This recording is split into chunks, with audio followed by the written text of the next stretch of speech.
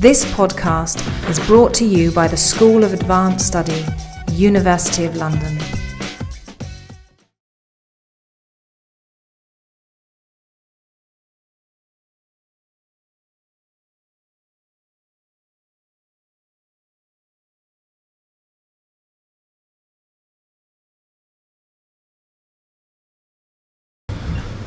Good evening, ladies and gentlemen.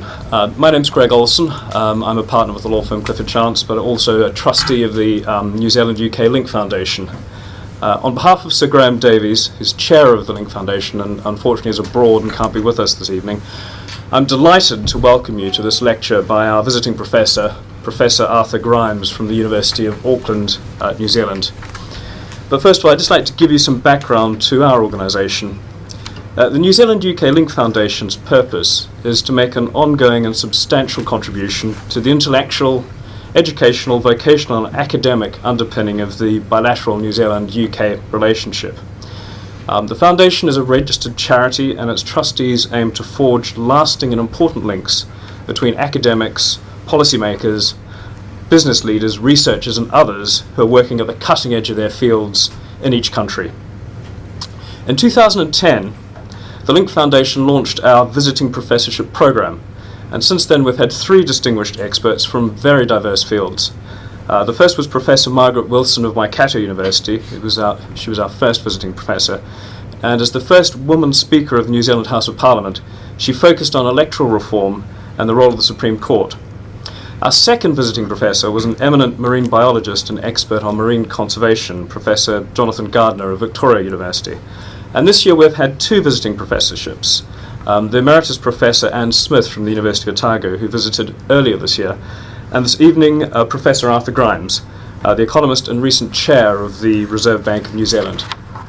We're especially proud to present Professor Grimes to you and to be associated with such a respected academic, policymaker, researcher and influencer in the field of monetary policy, a pioneer of inflation targeting, and respected in this evening's subject of macroeconomic policy. Before the lecture, I'd like to very much thank our hosts at LSE, Professor Charles Goodhart, our chair for this evening's proceedings, and Professor David Webb, the respondent for tonight. And before I hand over, I'd just like to make a few brief housekeeping points. Following the lecture, there will be a formal reply from our respondent, after which you'll be invited to make questions or comments. We plan to close the session at around about 7:30. Then I hope you'll join us for drinks and refreshments immediately outside the room. So ladies and gentlemen, I now invite Professor Charles Goodhart to introduce our lecture this evening. Thank you very much, Greg. It's a great pleasure to introduce Arthur. I first got to meet and know him when I came back from one of my spells at the Bank of England in 1985. To find Arthur ensconced here as clearly the outstanding graduate student in money, macro and finance of his generation. There was a very strong lot we had at those times. Alistair Milne, for there was a colleague of his. And Arthur did really quite extraordinarily well. He won the Eli Devons Prize for the best student registered for the MSc. I think that was joint with Orazio Attanasio. Yeah, that was a different one. That was the Sayers. Joint with Richard Timmins. All right. And then he did his PhD, Chris Pissarides with his supervisor, on the transaction role of financial assets, and won jointly with Attanasio the Sayers Prize for the Distinguished Thesis in Monetary Economics, and that was in 1988. Now, it's always best to sort of say what people say about themselves. So what Arthur says about himself is that he's a research economist and consultant with strong links to public policy. His research centres around infrastructure, housing economics and macroeconomics, including currency union between New Zealand and Australia. Much of his research has been conducted and is still conducted through the Motu Economic and Public Policy Research Trust. And I've learnt this evening that Motu is a Maori for island, which I didn't know before. He's affiliated to the University of Auckland as an adjunct professor of economics. He has been the chair of the board of directors of the Reserve Bank of New Zealand until this year for about 10 or 11 years. He's chair of the Hugo Group, whatever that is. Chair of the Postal Network Access Committee. Sounds dreary. Terribly dreary, I've just given that one up. And associate member of the Financial Markets Authority Board. Consultant to private and public sector clients, and sits on the board of a number of community organisations. He was awarded the Economics Award recognizing excellence in areas of economics that relate to New Zealand's economic welfare. He's held business positions. He was the chief executive of Southpac Investment Management Limited, and he's been a bank and a central bank economist. He was chief economist at the National Bank of New Zealand for a fair number of years, and chief manager and chief economist at the Economic Department of the Reserve Bank of New Zealand, where he then went on to chair the board of the Bank of New Zealand. In the meantime, he plays the sax, harmonica, and the bassoon, but he has promised me that he won't do that this evening, which is for which perhaps we should all be thankful. He has written 2 books, one on the history of the Reserve Bank of New Zealand, and the other with Frank Holmes and Roger Bowden on the Anzac dollar, the currency union and business development. And he's written, of course, loads of articles, one of which is yet to come out, and I'm looking forward to it enormously. The title is Monetary Policy and Economic Imbalances, an ethnographic examination of central bank rituals. Now, having been in a central bank myself, I keep on wondering what of the rituals that we may have undertaken that Arthur is going to reveal. And I find it very difficult. We don't actually, in central banks, sacrifice many people. As rituals, I thought maybe a tendency to club together and to exaggerate both our importance and our freedom of action might be a kind of ethnographic ritual that central bankers may have. Now, Arthur's going to speak now, and the 3 of us are going to move over to the chair so we can see Arthur's PowerPoint. And then when he's finished, David is going to come back as a respondent. I will come back too, and after David is finished, we'll move on to the Q&A. Thank you very much, Charles. Well, it's certainly a great pleasure for me to be presenting this lecture at the London School of Economics, where, as has been mentioned, I completed my graduate studies many years ago, and it's great to have Charles as chair. I've learned a lot from Charles over very many years, both when I was at LSE and as a central banker, and David Webb actually taught me monetary economics, and parenthetically was the examiner of my PhD thesis. So anything that you don't like today is probably what I learnt from David. In this lecture, I'd like to deal with what we may expect from the use of macro-prudential policies. Other lectures that I'm giving in London in this series deal with inflation targeting and exchange rate systems. I've given those 2. And then the 4th lecture will be on micro-prudential policies. The lectures have been informed by my experience at the Reserve Bank of New Zealand, 15 years on the staff and the most recent 10 years as chairman, but I stepped down from that role in September, so I'm speaking purely in a private capacity. Well, I started my career at the Reserve Bank in 1979 in the days of very extensive financial sector regulation within New Zealand. Some of this regulation would today be called macro-prudential regulation. I then enjoyed the heady days of financial deregulation through the 1980s and its maintenance as a deregulated system through to the global financial crisis. But I finished my time as chair this year at a time when globally there's been a reversion back towards the adoption of some of the macro-prudential policies. So I've come full circle. Central banks and financial organisations internationally, such as the IMF, etc., are now working to create or resurrect a range of macroprudential policies to supplement monetary policies and microprudential policies. Some of the arguments buttressing the contribution that macroprudential policies can make to financial stability sound plausible. Tonight I wish to draw on the historical record to examine whether we should expect these policies to work in stabilising the financial system and asset markets, and whether the roles of some other financial sector policies need to be re-examined. So first I'll outline some recent calls from the supranational bodies, such as the BIS and the IMF, for the introduction of macroprudential policies.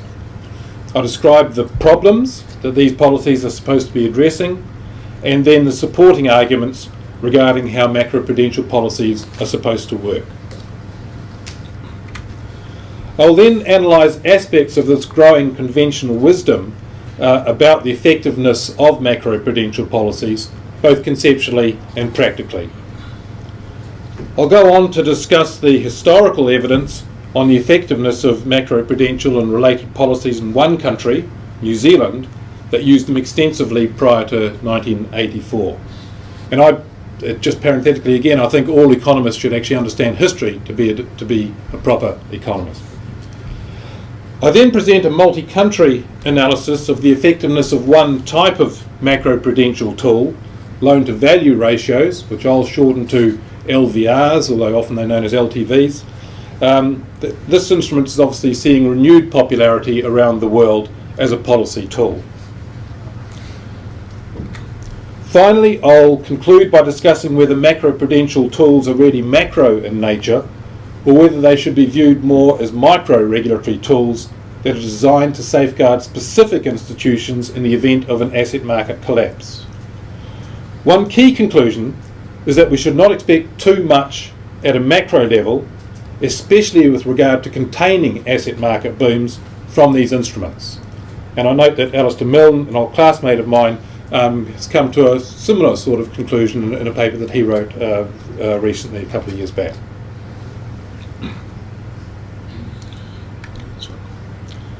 Okay, the case for macroprudential policies. Following the onset of the GFC, a number of international financial institutions have made a case for the inclusion of macroprudential instruments in the policy toolkit of central banks. I'll draw from an IMF paper published this year called Key Aspects of Macroprudential Policy, just because it provides a useful reference point.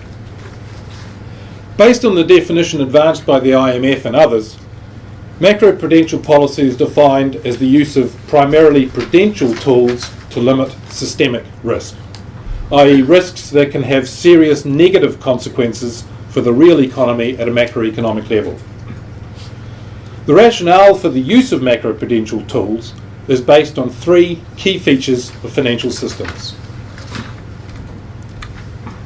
First, asset price booms may be accompanied by credit booms and excessive leverage in both the private, non-financial and financial sectors. The excessive leverage can be facilitated by an erosion of credit standards by lending institutions in the face of competitive pressures. I would add that these pressures are magnified by misaligned incentives, which may be in the form of high bonuses, it may be in the form of promotion prospects or whatever. Second, the ability of lending institutions to provide the extra credit may be facilitated by access to short-term wholesale funding from domestic or international sources. This source of funding exposes the system as a whole to liquidity risk in the event that wholesale capital markets face a sudden stop, as they did after the Lehman Brothers collapse. I mean, even in New Zealand we had very, very sound banks, and yet they could not access the international financial markets for some months because international financial markets just dried up. The existence of central bank funding windows and deposit protection guarantees for both too big to fail and other institutions reduces the incentives on wholesale and retail lenders to monitor institutional soundness and their liquidity buffers, so excessive risk-taking in both funding and lending can occur relative to the social optimum. Third, in the event of prospective or actual financial sector failures, even still solvent and liquid institutions may cut lending sharply to preserve their own liquidity buffers. This results in a downturn in credit supply that amplifies the effects of an initial negative macroeconomic shock.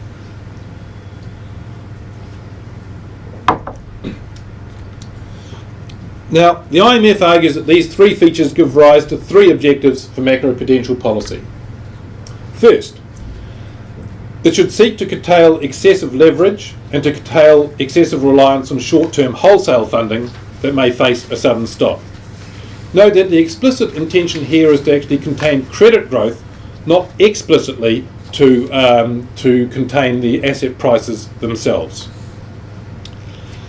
Second, macroprudential policy should seek to modify institutional aspects that make institutions or groups of interrelated institutions too big to fail. Third, it should increase reliance by building up buffers in good times that can be released following a shock, and that's both capital buffers and liquidity buffers. Potential tools that have been mooted as macroprudential policy instruments are of various forms. The Committee on Global Financial System characterises three types of tools: capital-based instruments, liquidity-based instruments, and asset-side instruments. Capital-based instruments include counter-cyclical capital buffers, dynamic provisioning, and sectoral capital requirements. Liquidity-based instruments include counter-cyclical liquidity requirements, margins and haircuts in markets, and limits on liquidity and mismatches in foreign exchange markets, etc. Asset-side instruments include maximum loan-to-value ratios and maximum debt-to-income ratio caps. Some of these instruments are included within the Basel III regulatory standards for bank capital adequacy and liquidity, and these include the counter-cyclical capital buffer, the liquidity coverage ratio, and the net stable funding ratio. And recently, a couple of years back, the Reserve Bank of New Zealand introduced a core funding ratio, which was a ratio designed to limit banks' access to short-term wholesale funds. So that's limited to a smaller amount than it was previously. The IMF adds that macroprudential policy instruments may be required even when monetary policy instruments are being targeted effectively at maintaining price stability. They argue that in such circumstances asset bubbles may still occur, and of course we've seen that happen. Furthermore, destabilising capital flows may occur in response to interest rate settings that are themselves appropriate to achieve price stability, either drawing in foreign capital and forcing up the exchange rate, or allowing a foreign exchange outflow. The IMF argues that other existing policy instruments, including fiscal and tax instruments, competition policies and planning policies, may have a role to play in macroprudential policy, and these are issues that I'll return to subsequently tonight. Prior to a crisis, microprudential policies tend to work in a complementary fashion to macroprudential policies. They limit risk-taking by regulated institutions. However, after a crisis, the two may sometimes conflict. And you can imagine where micro-prudential policies might be wanting to call for tighter lending criteria by banks to make sure that the bank is safe, whereas macro-prudential policy may be looking for looser lending criteria following a crash to reflate the domestic economy. Increased pre-crisis buffers, whether they're capital buffers or liquidity buffers, can help to mitigate that conflict after the fact. Finally, crisis management and resolution policies may play a macroprudential role. The IMF argues that credible resolution regimes can strengthen market discipline by reducing incentives to take on excessive ex-ante risks, and I agree with that. But the IMF also states, and I quote, "The management of crises may require monetary easing and emergency liquidity assistance by the central bank, the effective resolution of failing banks by dedicated resolution or deposit insurance agencies, and potentially public guarantees and capital support by the fiscal authorities." Well, I'll return to this issue subsequently in this lecture, but I'll flag now that in my view some of this IMF suggested policies in that quote have effects that are contrary to their macroprudential aims. So let's analyse the new conventional wisdom. The IMF concludes, quote, "The crisis has shown that systemic risks need to be contained by dedicated financial policies. Macroprudential policy is needed to achieve the stability of the system as a whole." But how robust is this growing consensus that macroprudential tools are a necessary part of a central bank's armoury?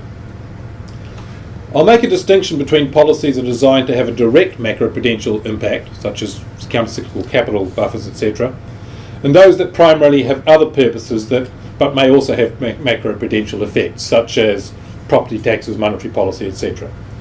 I'll start with the importance of this latter group of policies, and I'll begin with housing issues. It's now well recognised that tax and related housing policies in many countries A. favour home ownership over renting, and B. favour home ownership over investment in other assets.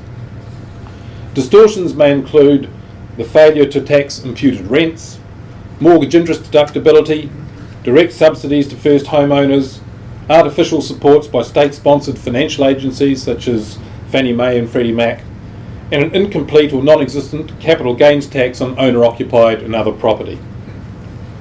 Policies of this nature raise the price of houses, but there's no reason to believe that any, but perhaps the capital gains example, would cause unsustainable house price booms as opposed to a permanently higher house price. But if these distortions are corrected and housing no longer becomes a tax-favoured asset class, that will reduce the incentive to invest in housing relative to other assets. By contrast, a direct macroprudential policy aimed at limiting housing demand attempts to prevent investors from investing in a tax-preferred asset class without changing the underlying incentives to do so. So the typical macroprudential policy of central banks is trying to stop people doing what's optimal for themselves. Experience suggests that attempts to divert funding away from investments that are individually optimal are ineffective in anything but the short run.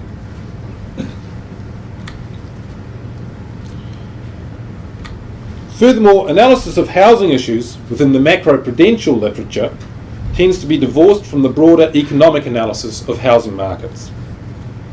It's now well known that the equilibrium dynamics of housing markets, in response to a positive population shock, for instance, is for an initial and potentially prolonged increase in house prices, followed by a gradual decline. And Ed Glazer has written a lot on this. Andrew Aiken, who's in the audience today, and myself have published on this as well. This cyclical behaviour is due to the inevitable stickiness in the supply of new housing in response to a regional population influx. Indeed, it is the raised house price relative to the cost of land and construction that induces the new supply to come on stream. That's what incentivises developers to develop new houses. And the greater is the house price increase, the greater and the faster is the increase in new housing supply. And I'll give you an example. This is a figure taken from the paper that I published with Andrew about 3 years ago. It shows the stylised dynamics of the housing stock, H, house prices and land prices, which together are assumed to follow the same path in this particular example, in response to a population increase. And what we see here is the population increases, ultimately by 1%. The housing stock takes a long time to react. As a result, the population is obviously exceeding, the increase in population exceeds the increase in housing stock. House prices overshoot for a period, and ultimately as supply comes on stream, house prices start reverting down to a lower level. Now, this process is clearly not the sole factor in driving housing cycles. But when this process is present, attempts to reduce the house price increase by reducing the supply of credit to the housing market just prolongs the housing shortage, and hence prolongs the house price overvaluation relative to long-term fundamentals. It's unclear to me why such an outcome would be considered socially optimal. And there's a lot of discussion going on, obviously, in the UK and New Zealand and many countries at the moment about house prices increasing. We've got to stop it. But this suggests that house price increases are what you need in response to a demand shock. Now, house price cycles in some countries are also positively correlated with real exchange rate cycles. Certainly the case in New Zealand and a number of other, perhaps smaller countries with floating exchange rates. And macroprudential policies may be aimed at alleviating the cyclical peaks in both cycles.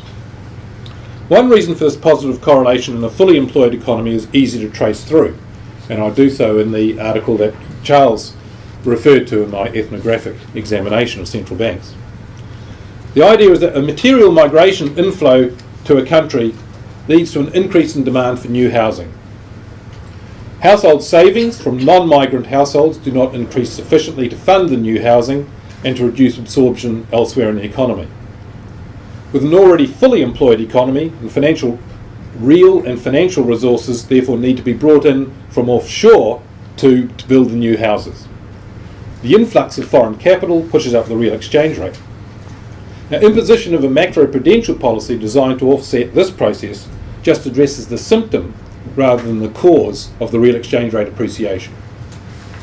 Put simply, a population inflow requires new houses to be built, and the market mechanism for these houses to be built is a temporary but prolonged increase in house prices and the real exchange rate. To the extent that housing supply is needlessly inelastic due to planning constraints, the appropriate policy response is to alleviate the planning constraints, not to exacerbate them through stifling access to credit.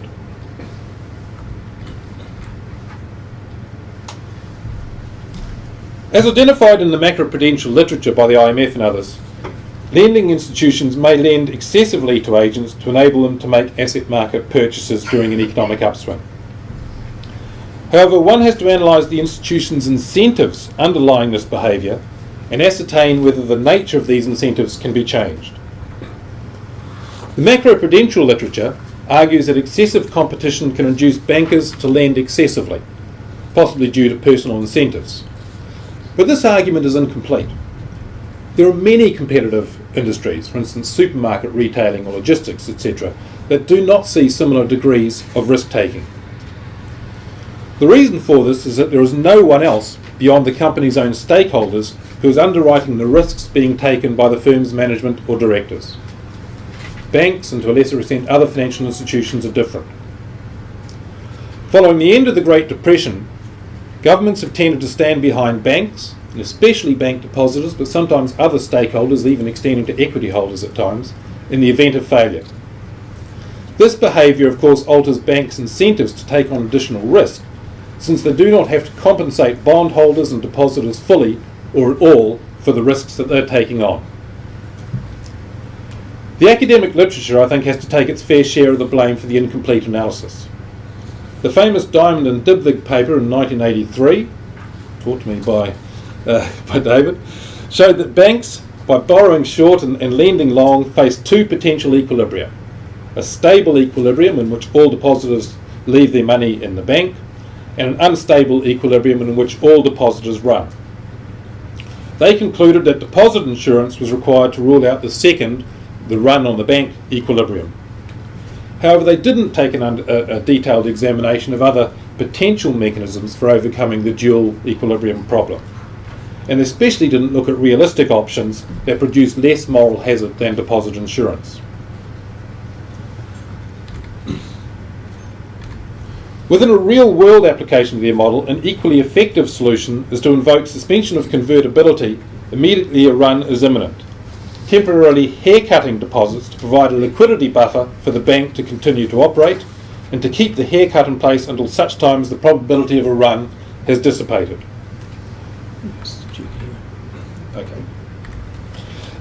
This type of policy was used successfully in one run in New Zealand in the early 1980s, and it underlines the recently introduced open bank resolution scheme of the Reserve Bank of New Zealand. A key difference between deposit insurance as typically provided today and the open bank resolution scheme, which includes haircuts for depositors, is in the allocation of risk. Depositors face some risk in the latter option, and so will price this into deposit rates demanded from banks. Essentially, what the scheme does is as soon as a bank looks like it's about to fail, it's closed for the night, an estimate is made of how much it's likely to be under. If it says might be under 20%, by 20%, it won't be able to repay 20% of the deposits. You might put a haircut on all deposits of 40%, and people can then access the other 60% when the bank opens the next day. Those 60% are guaranteed, but they may lose the first 40%. Okay, they'll get it back if the bank ultimately can get there. So depositors face some risk under this option, and will price this into deposit rates demanded from banks.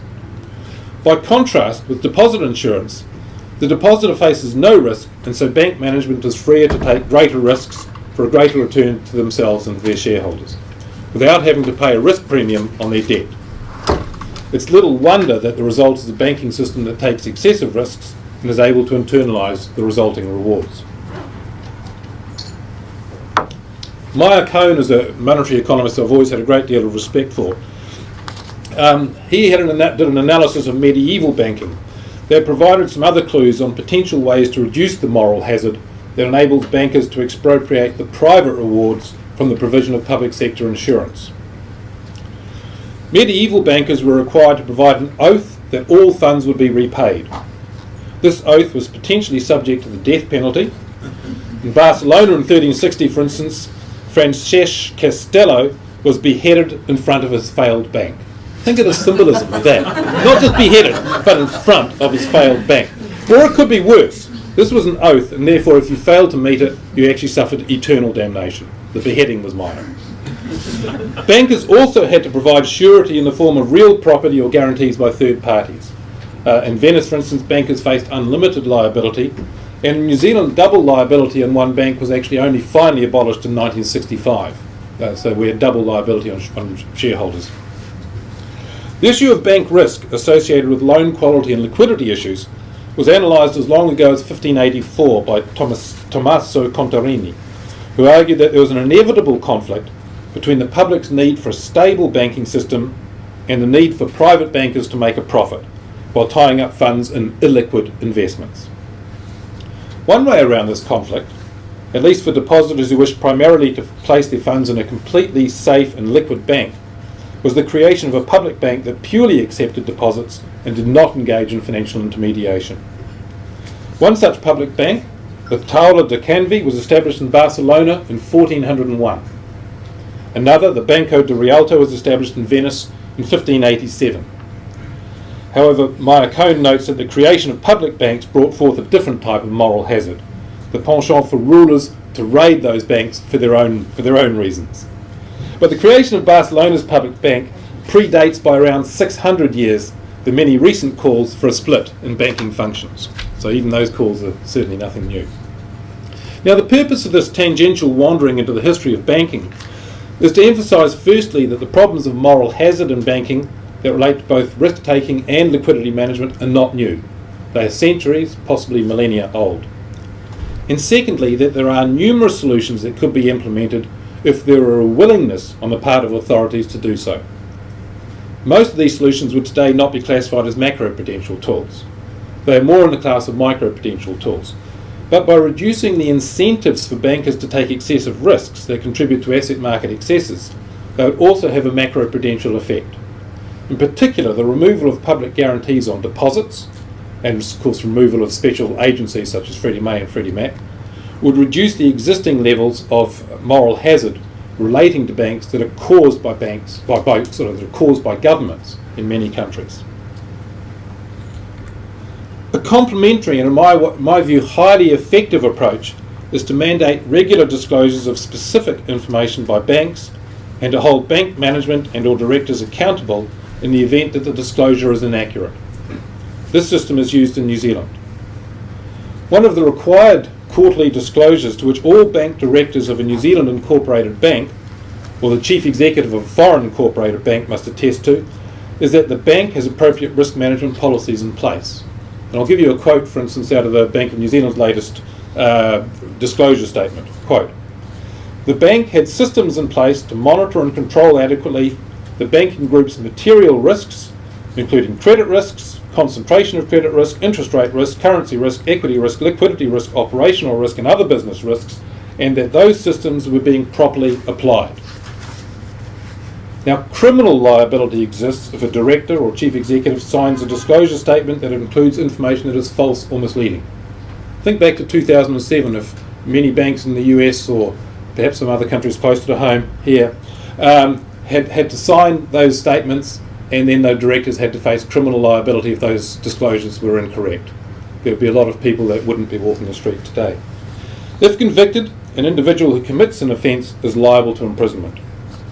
Civil liability also exists for the directors or chief executive, where the bank fails following an inaccurate disclosure and a loss for depositors or bondholders occurs.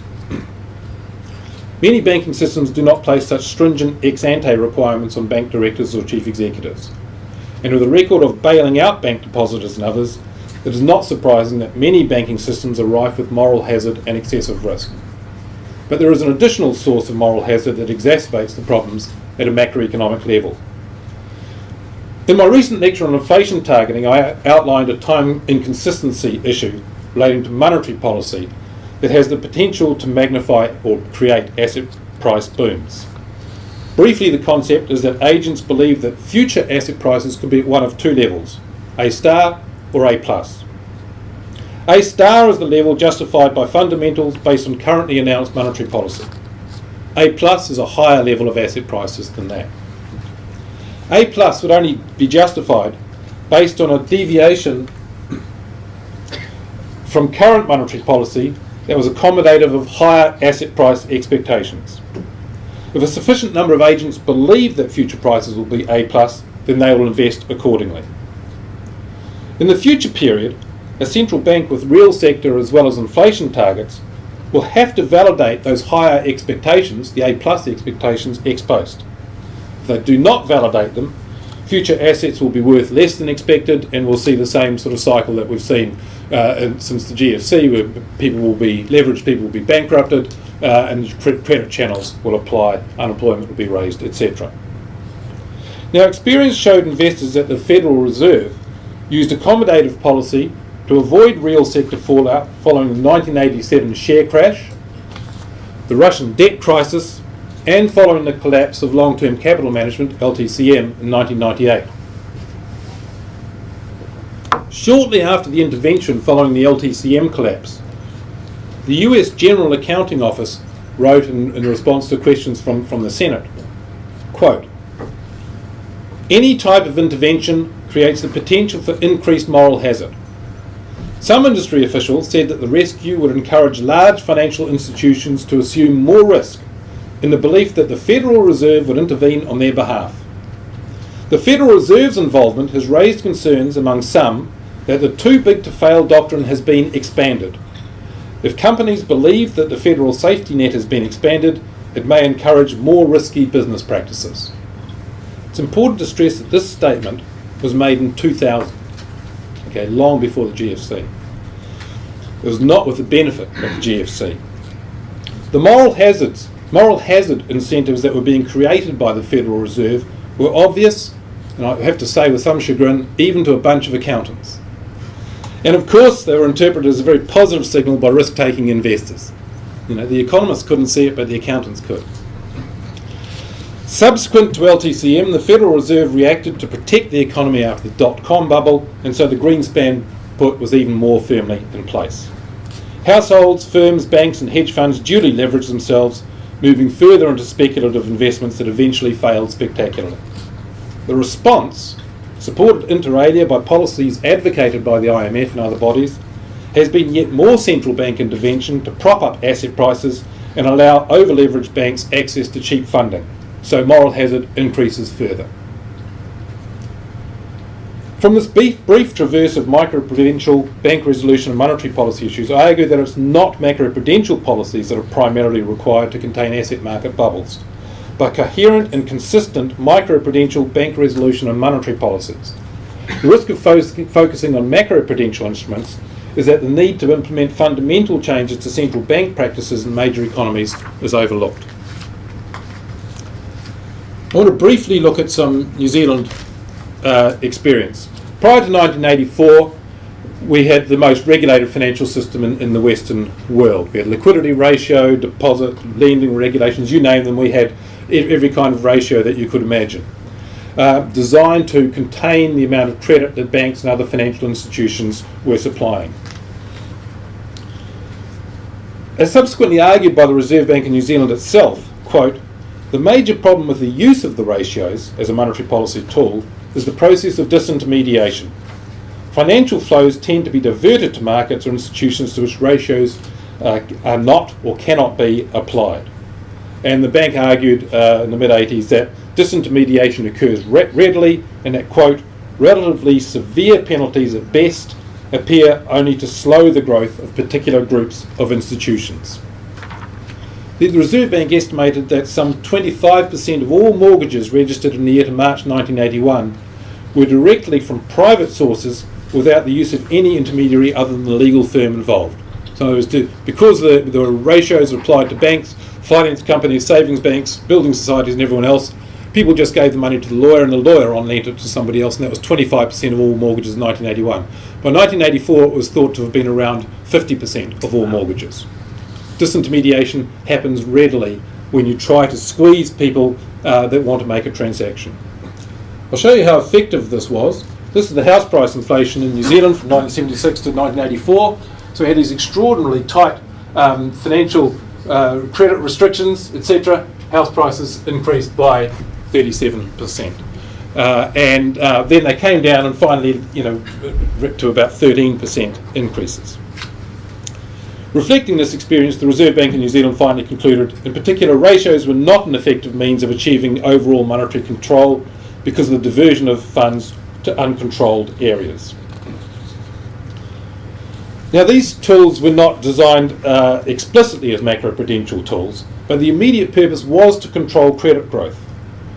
And this is not too dissimilar at a time of interest rate restrictions. This is not too dissimilar to the case advanced today by the IMF, where an use of interest rates to control credit growth and domestic asset price inflation may lead to an overvalued exchange rate, hence the call to supplement monetary policy tools with macro-prudential instruments to control the excessive credit growth. The pre-1984 New Zealand experience suggests that this is unlikely to be a successful tactic.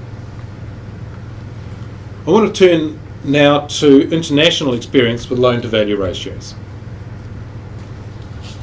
In recent years, a macro-prudential tool that has been increasingly adopted is loan-to-value ratios, or LVRs. As with the pre-1984 New Zealand ratios, LVRs are designed to restrict agents from utilising financial resources in the way that they would otherwise use them in an unrestricted market at existing interest rates. It is useful to examine how effective these ratios have been in curtailing asset price booms in developed countries that have recently adopted them. But why look at the effect of these instruments on asset prices rather than on credit growth, when the IMF and others have argued that macroprudential policies are designed to restrict the credit growth underlying asset price booms rather than being directed at asset prices themselves? Well, there are two reasons for doing so. The first is that there are already some very good studies that have examined whether LVRs and other macroprudential policies have been effective in curtailing measured credit growth, and they've found some moderate success in that regard.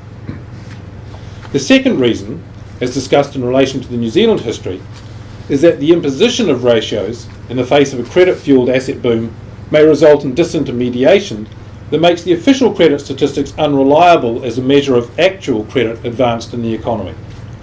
So rather than focus on the credit transmission mechanism as recorded by the monetary statistics, my focus is on whether the imposition of macroprudential instruments affects outcomes of the ultimate asset prices themselves. I focus in particular on two asset prices. The first is the real exchange rate, the second is the level of house prices. These two asset prices appear to be the most frequent focus of attention for the authorities that have introduced LVR restrictions. I examined the effects for 9 advanced countries that have implemented some form of LVR restriction on housing loans since the start of 2008. In some cases, successive LVR restrictions have been implemented in quick succession in a country, and in such cases I focus on the first implementation. In Canada's case, the additional restrictions were sufficiently far apart to test the effects of both sets of restriction. I don't look at the earlier adoption of LVR restrictions in 3 Asian countries, mainly through the 1990s, because at that time those countries did not have such well-connected financial markets to the rest of the world, and so are probably less of a signal as to what we might expect from them today.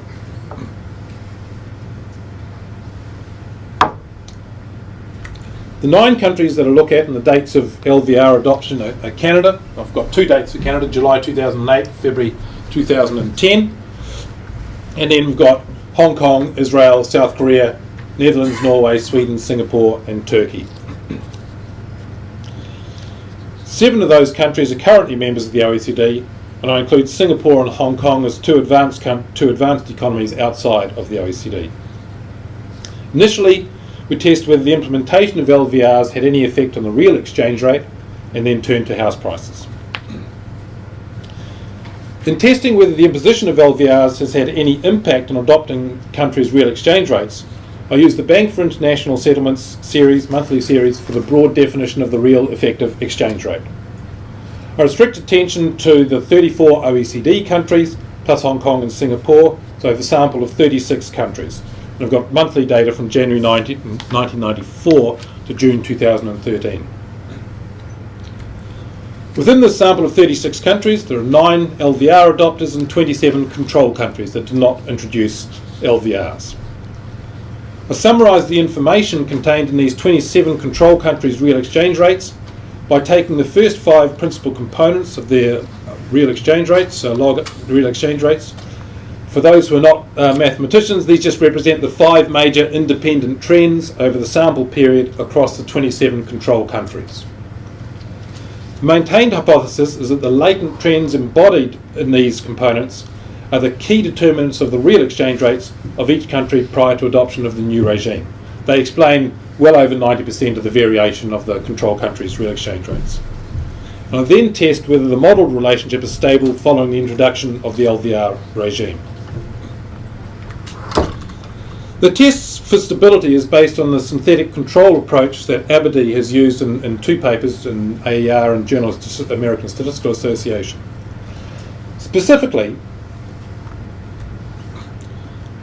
for a country that has imposed an LVR, we estimate its log real exchange rate as a function of the 5 principal components, the 5 trends, plus a constant, from the start of the sample up to and including the month prior to the LVR adoption. So we're saying these are the 5 trends that have been driving its real exchange rate up to the month prior to its adoption of the LVR. We use the estimated coefficient to forecast that country's log exchange rate forward to June 2013 and plot the residual between the actual and estimated log real exchange rate for that country. If the LVR adoption had the effect of alleviating pressures on its real exchange rate, the residual should fall from its pre-LVR level following adoption, either temporarily or permanently. Even if the residual does fall, however, this may be just due to chance or may be of an immaterial magnitude. Furthermore, any change in the pattern of residuals may just reflect other changes happening in the global economy at the time, reflecting global economic shocks. The synthetic control technique enables us to assess these matters in ways that standard stability tests do not.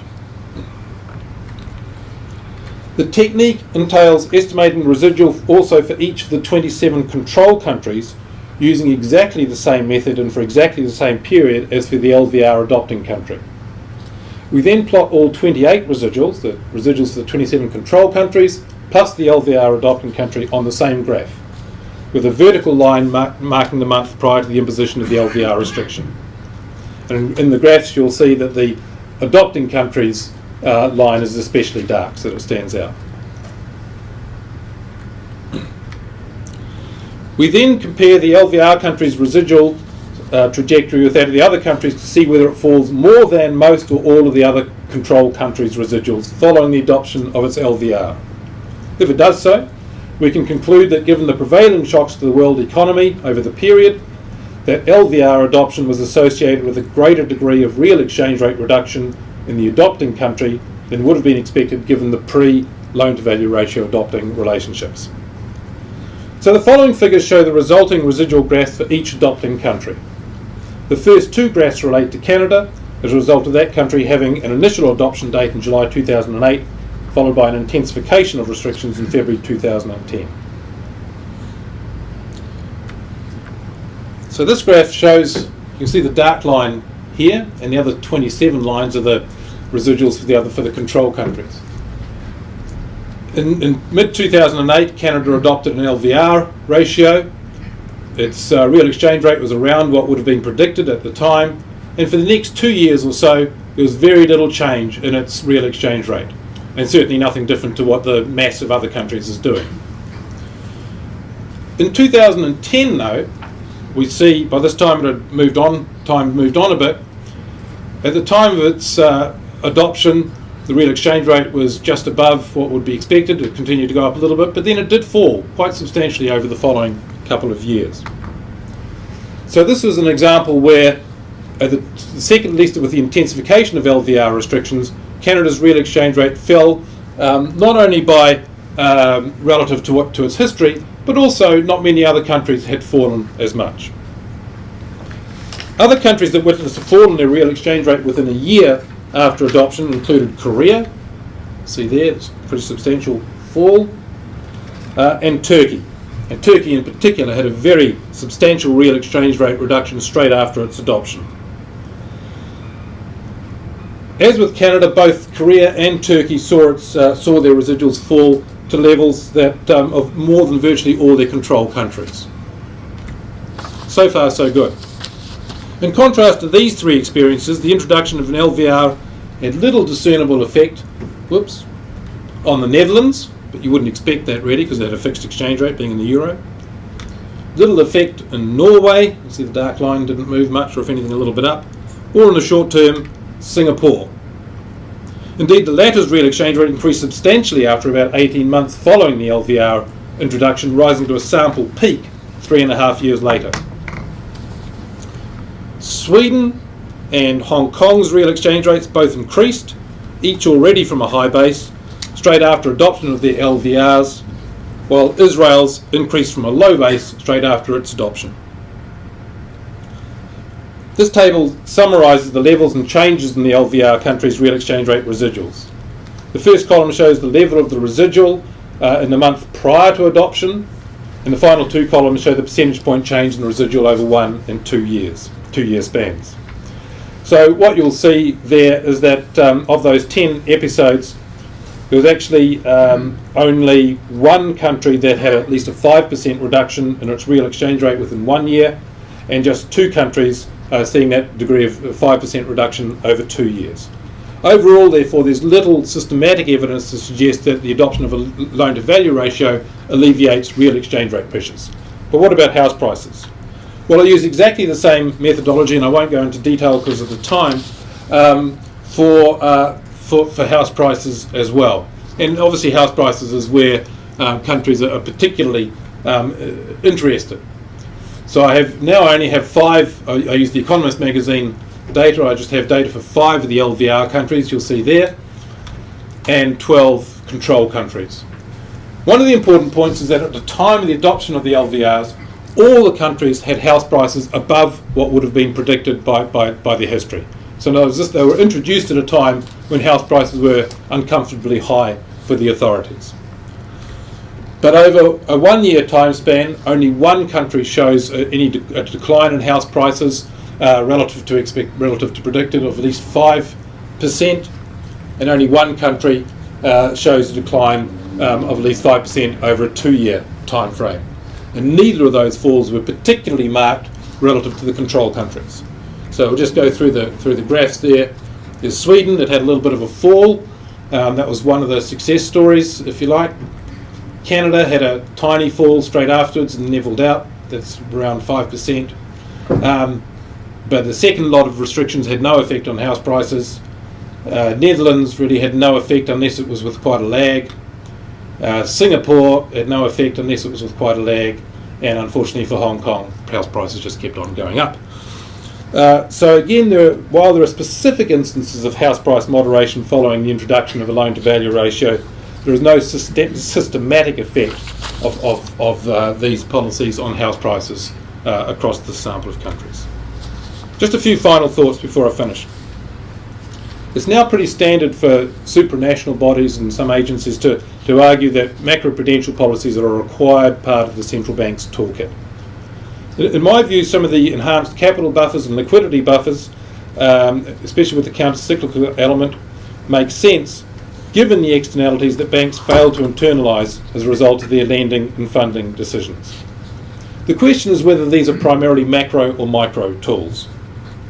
If they are not applied to all potential financial intermediaries, the likely effect is disintermediation, a curtailment of the banking sector, an enlargement of the non-banking sector, which is more risky, and therefore risk of the overall financial sector might actually increase because intermediation is going from the more controlled, less risky banking sector out to other sectors. Direct controls on lending are unlikely to be successful according to the empirical results here, basically because they're trying to stop money flowing or people using money for policies that are, or investments that are individually optimal. They will find a way of making those investments.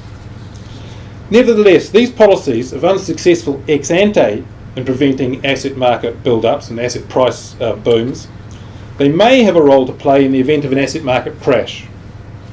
In these circumstances, the institutions that were prevented from lending excessively are going to suffer lower impaired loans than other institutions and so be in a better position to maintain lending to existing customers.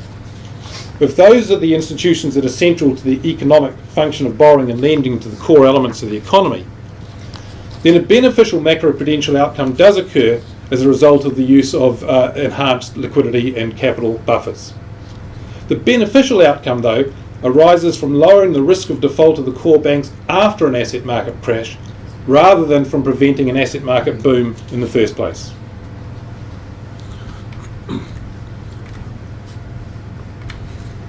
However, macroprudential policies will in general be ineffective while accompanied by the raft of moral hazard-inducing policies of central banks and governments that are in force in many countries today. Governments and central banks foster asset price booms through their willingness to accommodate booms with low ex-post real interest rates.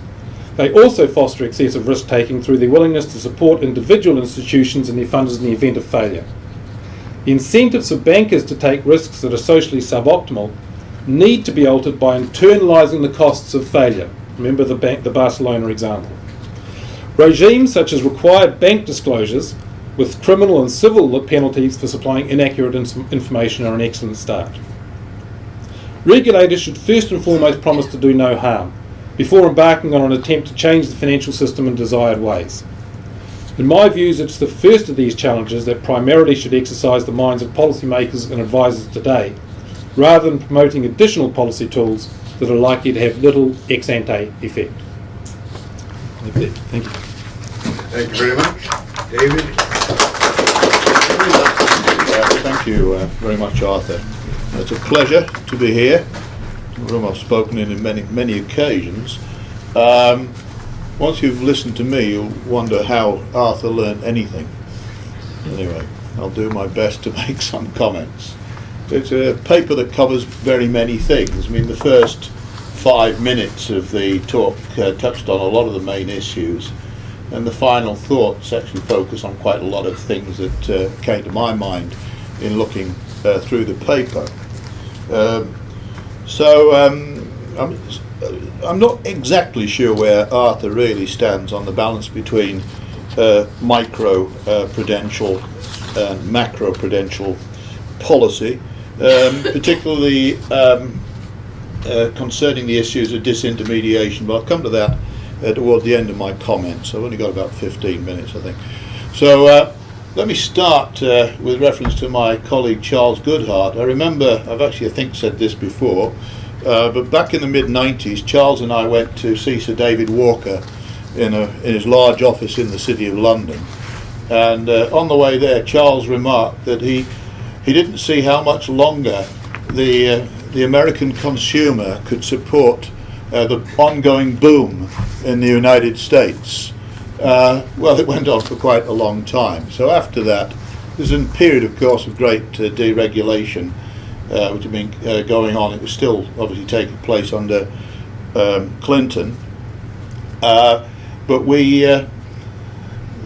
After that, of course, we had the problems of the Asia crisis and then the Russia crisis with LTCM and so on, and the tech bubble. And after all these crises, of course, the response was simply to provide more liquidity.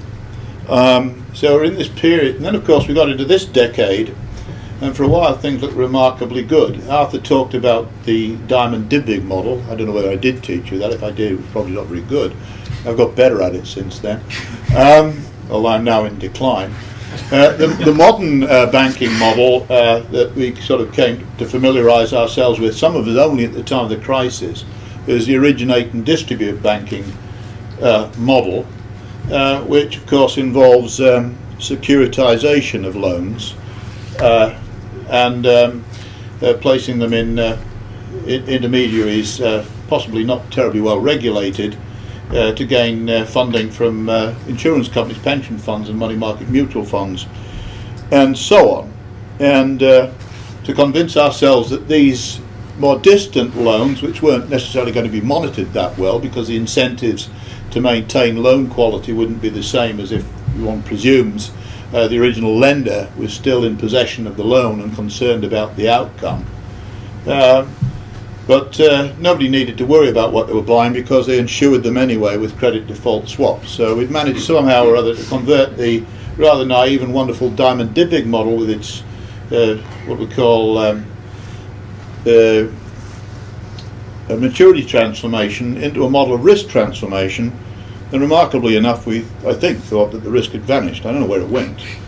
Charles told us, in fact, the banks had never really gotten rid of it, which was part of the problem.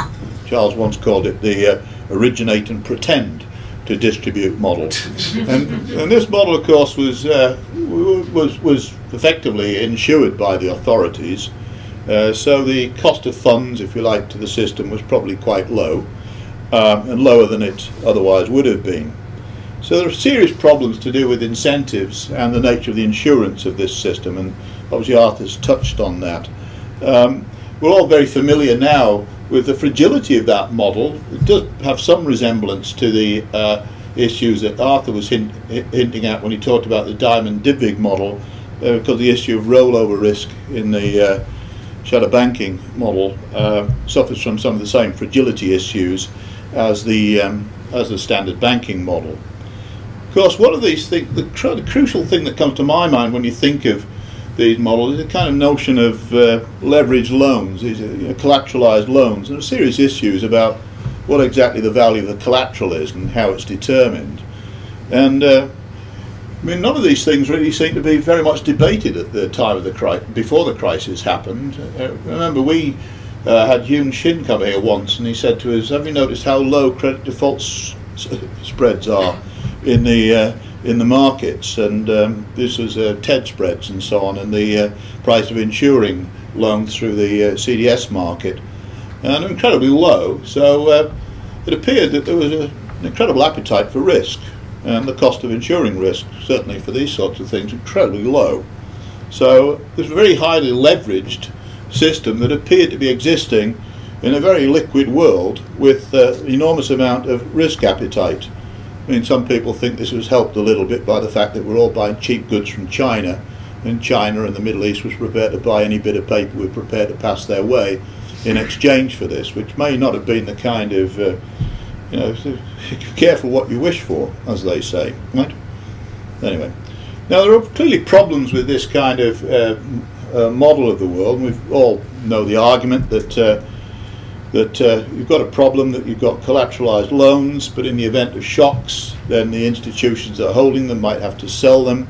This causes a depression of the collateral prices and so on, which cause contractionary effects. These things in the language of economics are called, these effects are passed on through the market price to other institutions. They're called pecuniary externalities, and they're normally harmless because that I win and you lose. Prices are always affected by changes in behaviour.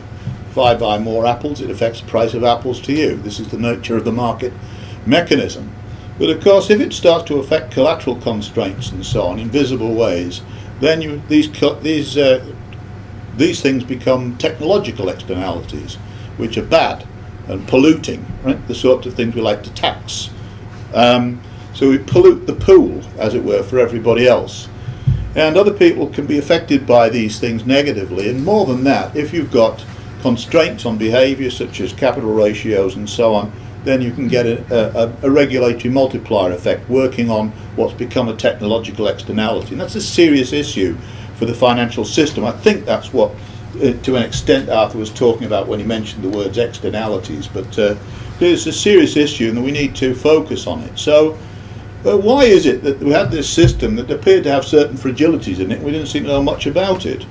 So in my view, right, there was a lack of attention to what was going on. Not as Andre Schleifer would say, like the guys who manned the Titanic and sailed away with a third of many lifeboats as you needed, hit a lifeboat, sank and died, right, etc., and then argued with the insurance company about what had happened afterwards. But no, seriously, the whole notion of what we meant by systemic stability and systemic risk hadn't really been addressed properly. And actually, so the focus, when they talk about the dual mandate of the Federal Reserve in the United States, that's inflation and unemployment. Right? And it's not inflation and financial stability, or what's happening to asset markets, or the housing market, and so on. So it's a very narrow focus. And in the UK, the mandate really is just price stability. I mean, that's changing now, but that's where we were. So it does seem to me there was a lack of understanding of the nature of systemic risk, and I think this, and a lack of understanding of macro-prudential regulation. Now, I take the point from Arthur that what's macro and what's micro is it's a bit difficult, right, to see exactly where you draw the line. But I mean, was it the case that before the financial crisis, the Bank of England, the Federal Reserve and so on, and the Deposit Insurance Corporation, whoever's supposed to look at these things in the United States, was fully aware of the systemic risks that were posed by RBS and Citibank, that had incredibly bloated balance sheets with a lot of not very good stuff on those balance sheets that certainly would be subject to the externality effects that I mentioned. So that bothers me a lot. I mean, I have to say that the Bank of England, in the run-up to the financial crisis, whether they like it or not, was running down the financial stability department at a rate of knots. I mean, there hardly anybody in it by the time the financial crisis came, and some very good people were looking for other jobs, right, as they focused purely on the I'm not supposed to say that in the LSE, but I've said it now, right? Okay? No press attention. No, don't quote me, please, otherwise I'll get killed. Now I'm going to say something that will give you a bit of a laugh, right? So that I'll talk a little bit about the kind of a model of the world. Right? Yeah. So this is a model of the world I've never spoken about before. But this is Hayek and Minsky. Yeah? So here's the simple point about Hayek. If you keep interest rates far too low, right, with central bank policy, following a Taylor rule or something like that, yeah, then the chances are that you're going to get some problems. Now, I was taught as an undergraduate the problem would be inflation, price of margarine going up and so on. But, that didn't happen, right? We were in the nice decade. Everything was looking great. Inflation wasn't taking off. So it's fine. Everybody's buying houses with cheap credit supplied by this new banking system that we've got. Welfare appears to be rising. But something that does happen in this low interest rate world, with a lot of leveraged loans being created, is that in the balance sheets of the financial system, you had a lot of assets that are probably at higher prices than otherwise. This is property assets, equities, bonds, and so on. Right? And this is, the misalignment that's associated with this is a matter for concern. And so one does think that there's a possibility of what they call a Minsky moment, where you lose confidence in the system. And then, just reiterating what I said, this notion of the way the system works through this multiplication of externalities can be extremely damaging. That's really where I come from on this. You have to say, by the way, at the run-up to the crisis, if you look at the growth in the mortgage market and also in the leveraged asset holding market, particularly hedge funds and things like that, it was actually very high. And if people thought that didn't pose a systemic risk, I'd be quite surprised. So I think these policies that Arthur mentioned, 3 policies. I'm going to add. I think maybe you did add it, but I'm going to say it slightly differently. You talked about keeping the system under control. That So you mentioned that you had some, you took seriously counter-cyclical capital buffers, liquidity ratios. I think you discussed the resolution mechanisms, didn't mention bail-in bonds. I didn't like your idea of bailing in the depositors. I'm not going to argue with you severely then. I think it's a terrible idea. Yeah, I think a deposit is a very different financial instrument from a bond. If you want a bail-inable debt instrument, in my view, it should be a bond, right, held by a grown-up, not by a depositor. Yeah? I would mention alongside those instruments, which I think are good because they do provide some confidence in the system, need to be is that one needs to think very carefully how you design the role of those things, counter-cyclical capital buffers, etc., to work effectively with the bank's own risk management decisions. So you want to create the right incentives when you do those sorts of things to make sure that banks choose the appropriate capital structures and that they're aware of the risks, because as you said, you want them to internalise as many risks as possible and to create as little pollution possibility for the financial system as possible. Right? But I do think that the way to do that, Charles hates this idea, but I think that CoCos can be an effective counter-cyclical capital instrument as part of a bank's risk management policy. But I do understand that when things go really bad, that when you need to resolve a bank with an appropriate resolution mechanism, Charles was saying we need some of these things for donkey's years. Where the people were, God only knows. But I remember many dinners here where Charles was saying, come on, right?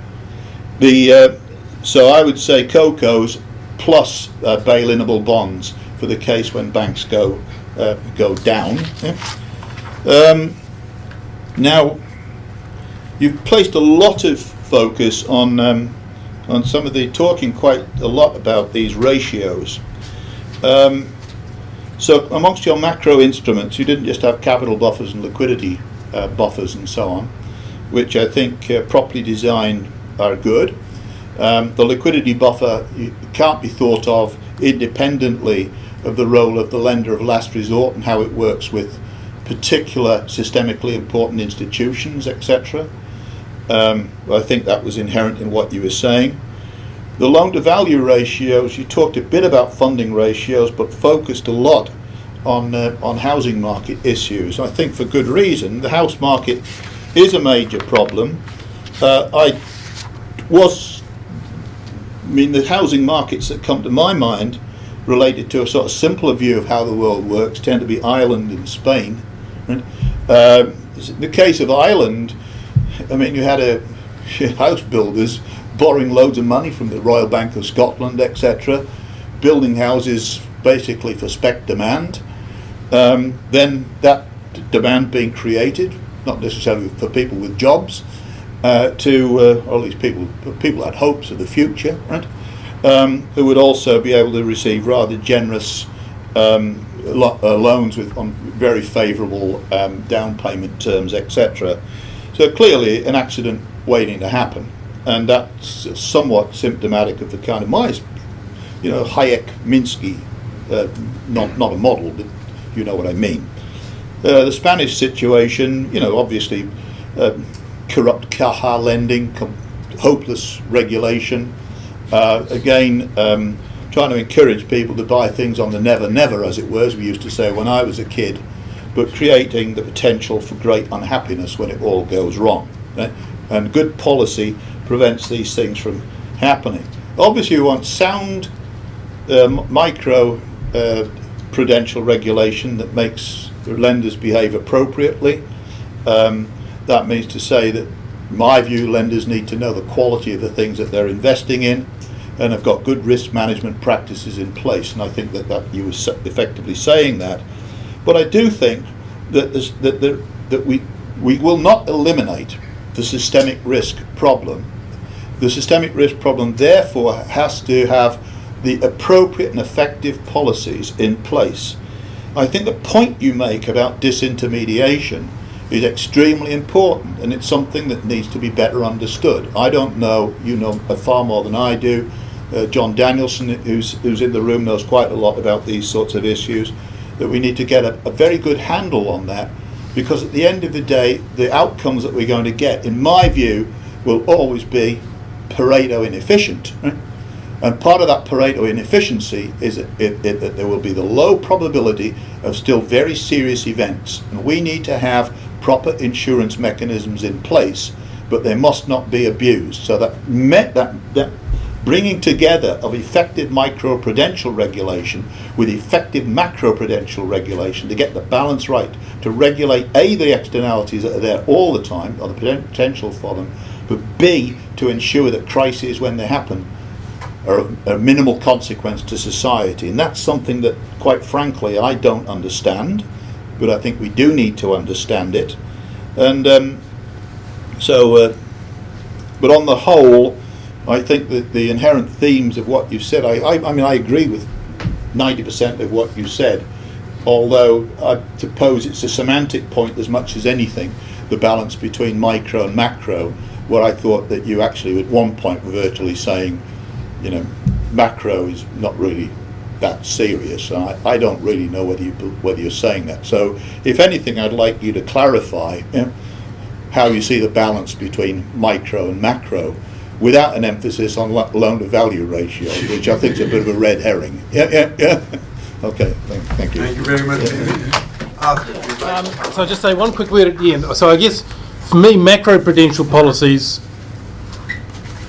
of the sort of countercyclical capital buffers, liquidity ratios, core funding ratios, those sorts of things, have a macro-prudential role after the fact.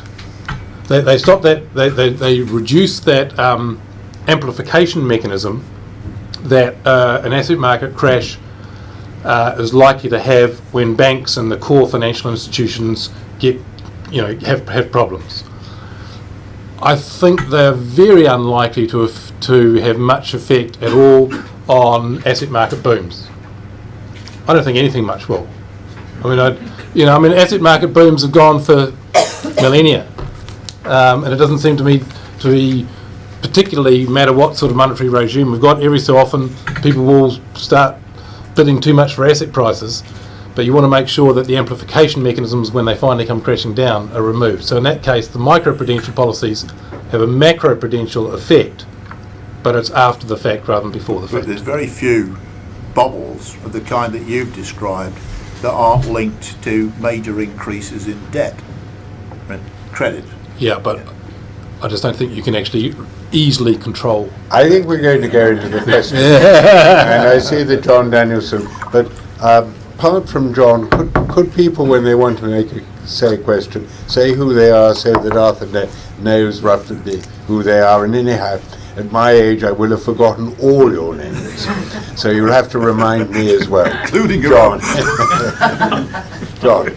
So when I went to graduate school around the same time as you did, and I took a course in monetary economics, but not from the distinguished Professor Webb here, I was told that the key element in fighting inflation was cost, was central bank independence. And I believe two chaps who got the Nobel Prize for the idea. Now then, and that's was how central banks operated until very recently. And now we have this macroprudential agenda, and in this country, of course, beyond LTVs, which are politically toxic in this country, but we have formal guidance, and we have now the Bank of England sort of managing credit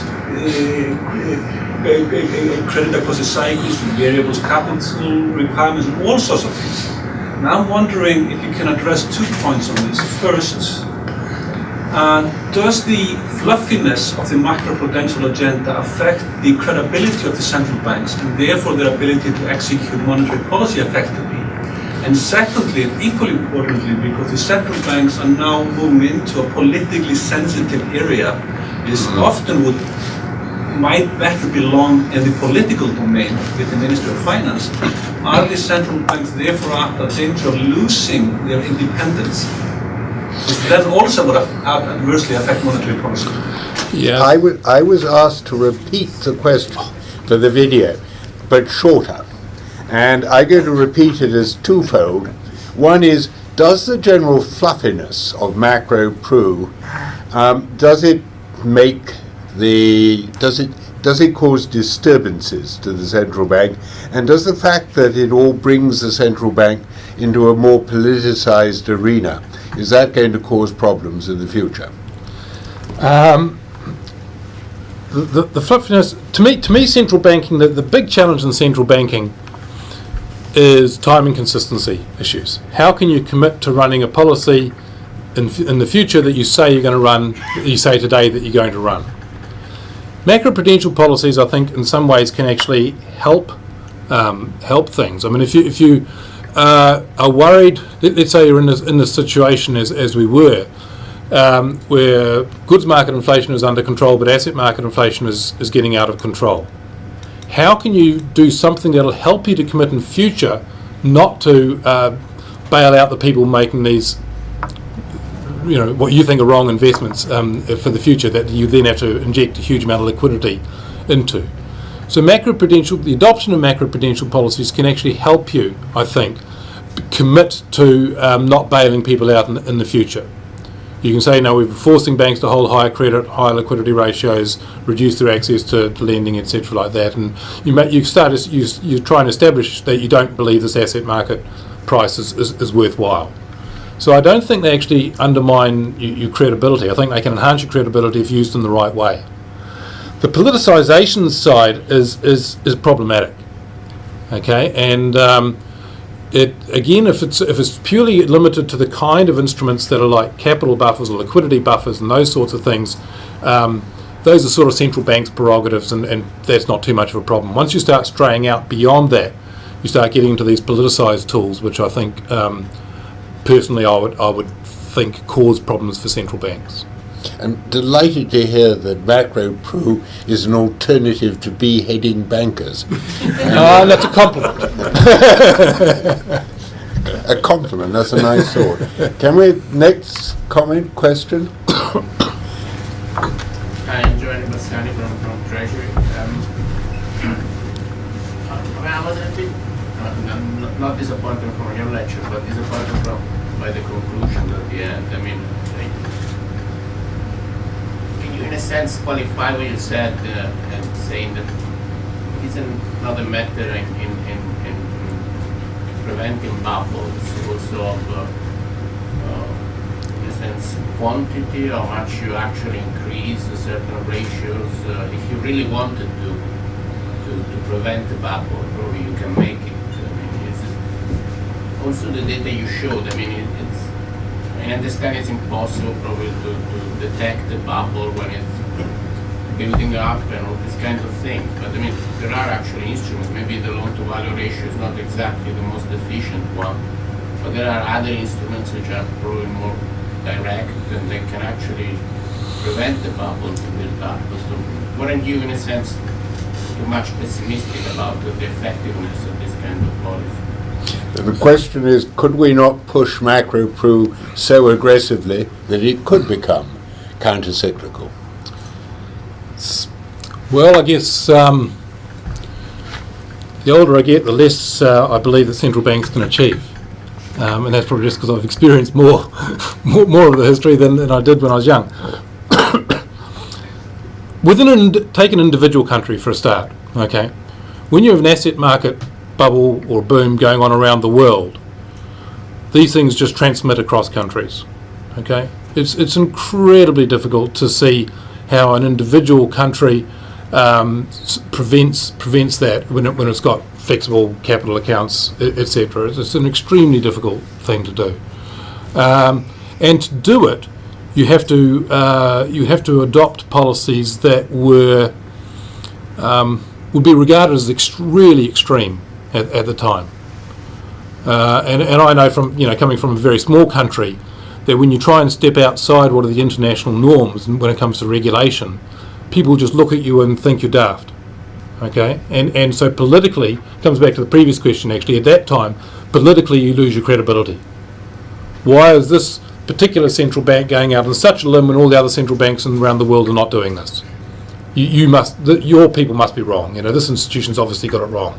So there are real political economy constraints in trying to prevent an asset boom in one country that's global. I just don't think it's like that's why I concentrate a lot on the Federal Reserve. Okay, I mean they're in a situation where they're the dominant player. They can actually maybe do something, but I think in a smaller country we're much less able to force the policies in such a dimension. I mean the capital ratios imagine what the capital ratios in banks would have to have been, or the liquidity ratios in banks would have to have been to have even started making a dent in the last boom. Your credibility would have just gone out the window trying to operate policies in that way. Alistair.